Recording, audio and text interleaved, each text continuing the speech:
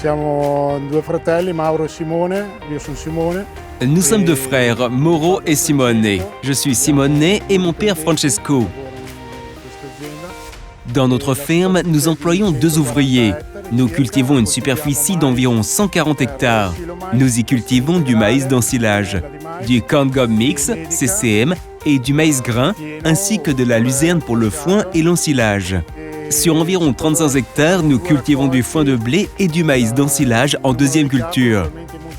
Nous trayons actuellement 170 vaches. En outre, il y a 25 vaches taries et 215 jeunes bovins.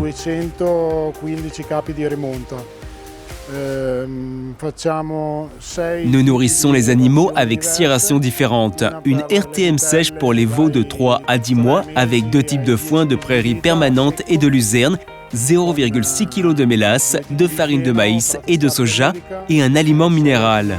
Cette ration est coupée très courte, ce qui est important pour que les animaux ne puissent pas sélectionner.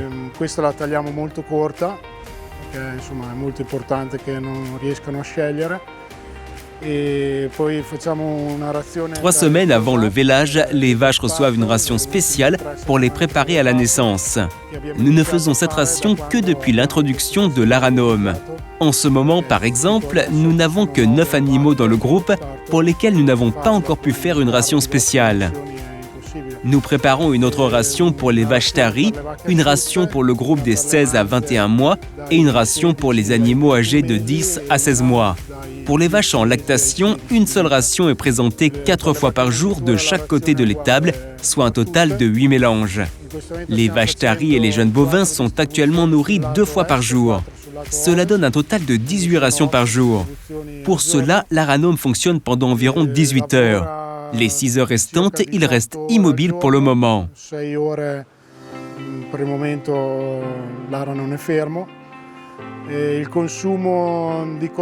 Le robot consomme 40 kWh d'électricité par jour. Cela entraîne un coût d'environ 8,50 €. Avant, il nous fallait environ 50 litres de diesel et 5 heures de travail par jour pour faire le même travail. Le coût du diesel seul était 3 fois supérieur à ce qu'il est maintenant avec l'aranome, soit environ 12 000 € par an.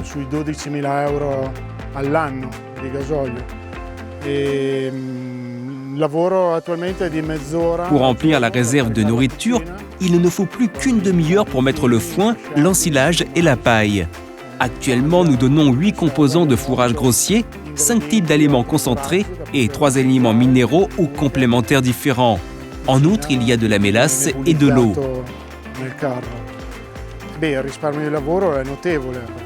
La réduction de la charge de travail est énorme. C'est incomparable. Nous devons encore apprendre à exploiter tout son potentiel. Nous constatons actuellement divers aspects positifs. Outre la réduction de la charge de travail, nous apprécions particulièrement les multiples distributions par jour. Ainsi, les animaux disposent toujours d'aliments frais et nous pouvons mieux suivre les coûts d'alimentation et de production. En ce qui concerne les performances, nous avons trait environ 43 kg de lait par vache et par jour pendant les mois d'été, avec des teneurs de 3,7% de matière grasse et de 2,6% de caséine. Nous avons pu maintenir ces niveaux, mais nous n'avons pas encore le robot depuis assez longtemps pour évaluer l'impact réel.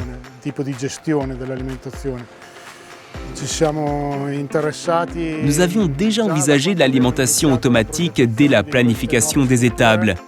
Il a donc été très facile d'intégrer le système par la suite.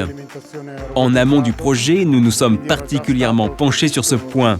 Les agronomes, les conseillers en alimentation et le vétérinaire ont tous participé au choix du système à utiliser.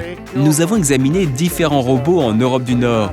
Finalement, nous avons choisi le Edwin Aranome parce que c'est le seul système qui permet un broyage intensif, car nous utilisons souvent du foin à longue fibre en Italie.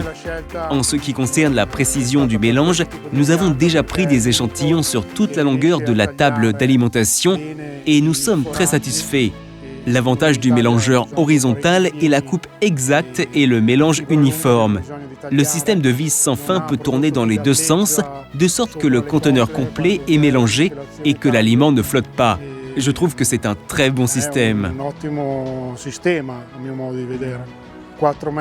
La capacité du conteneur peut aller jusqu'à 4 mètres cubes. Nous avons déjà fait des mélanges pour les vaches laitières de 2000 kg.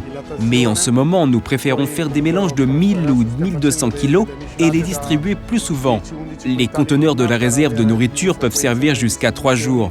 Nous devons cependant remplir l'ensilage quotidiennement. Le dosage par les rouleaux de mouture fonctionne de manière très précise et s'adapte aussi bien à tous les types de fourrage. Cela signifie que je peux également passer d'un conteneur de stockage à l'autre si nécessaire. Le remplissage est rapide et très facile à faire pour quiconque peut conduire le chargeur.